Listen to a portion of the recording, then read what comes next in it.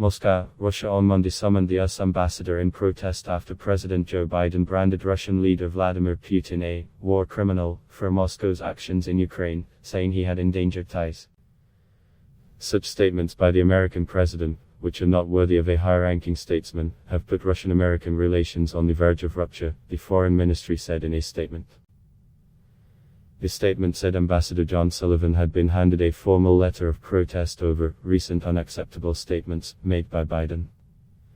He was warned that hostile actions taken against Russia would receive a firm and decisive response, the ministry said.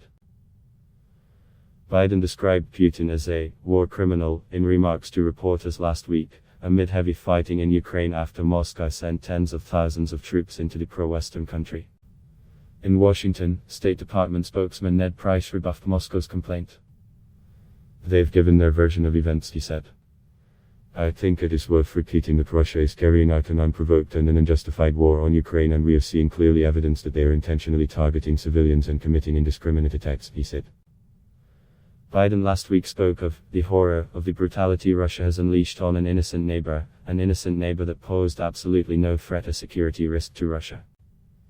He said that it was important to keep open channels of communication, especially during times of conflict.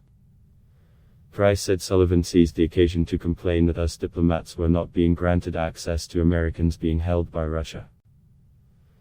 Those include star professional basketball player Brittany Griner, who was detained in Moscow airport on February 17 on charges of carrying vape cartridges that contained cannabis oil in her luggage.